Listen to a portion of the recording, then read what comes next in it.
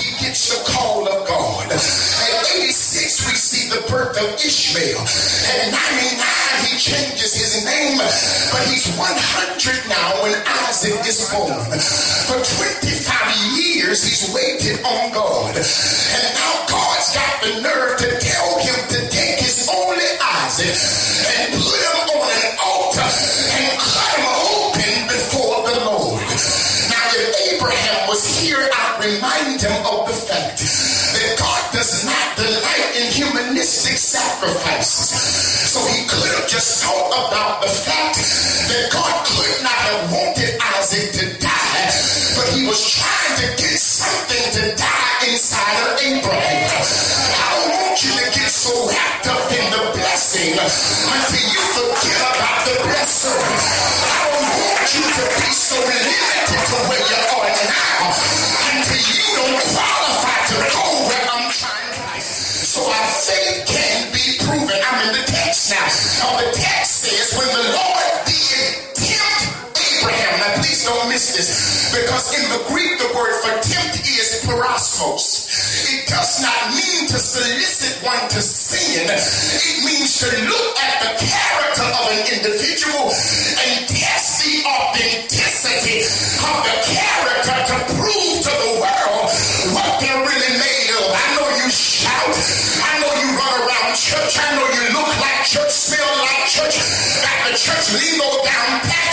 But God says sometimes I've got to test you to see if you're butter or parquet. And you can tell real folk because they don't want to quit God when they go through something. Real people get praise in the midst of their problems. Real people get joy in the midst of their situation. Real folk were made to fight. And whenever God is calling you higher, certain folk gotta stay low. Because everybody ain't called to go where you're called to go. I'm about to mess up your church theology right now. Because we have a tendency to feel bad and make us feel bad, brother. Because some people I used to deal with last season, I don't deal with this season. And now you accuse me of the number one crime in the hood called acting funny. But the truth is, I'm not acting funny. I just don't have a connection with you anymore. You do as far as you can go with me. I need somebody to take me the rest of the way.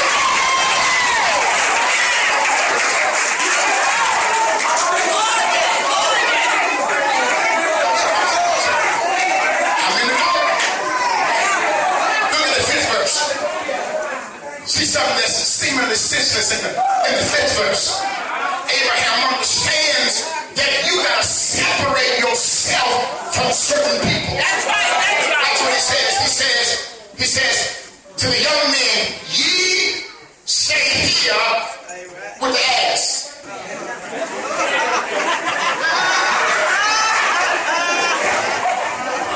In other words, he makes a distinction between mountain people and ass people.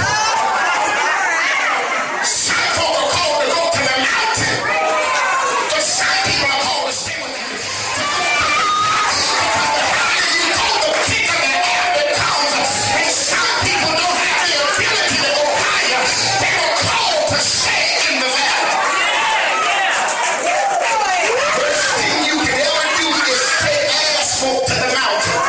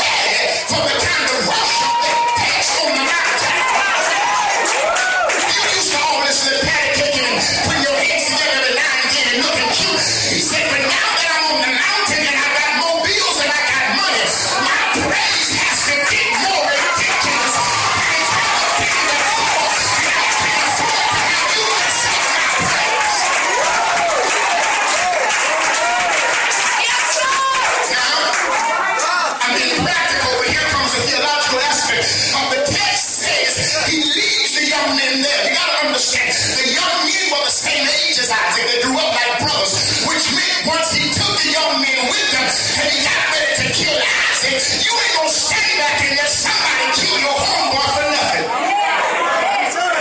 He said, so you won't interrupt my praise. I gotta leave you down here. Because when it takes me out, it's like an us. And I can't afford for you to try to interrupt the flow when God is trying to get from me. Because the more he acts from me, is a sign of the Lord he's trying to get to me. That's why I can't let you mess me up on the mountain of self-sacrifice. Teach him how to trust him when things are seemingly senseless. But he tells him to do something crazy, Rahana, because he's trying to prove that he's a sovereign Savior. The 10th verse now, the Bible says, and Abraham stretched forth his hand, and he took the knife to slay his son. And the angel of Jehovah called unto him out of heaven and said, Abraham, Abraham. And he said, here I am. He said, lay not thine hand upon the lad, neither do the lad any harm.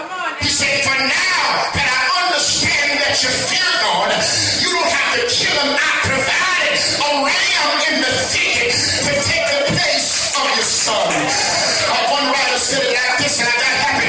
He said, the world has a limited supply, but God has an unlimited source. He said he has more than enough for us to do everything that he's called us to do. In other words, God never tells you to do something that's outside of the perimeters of his provision.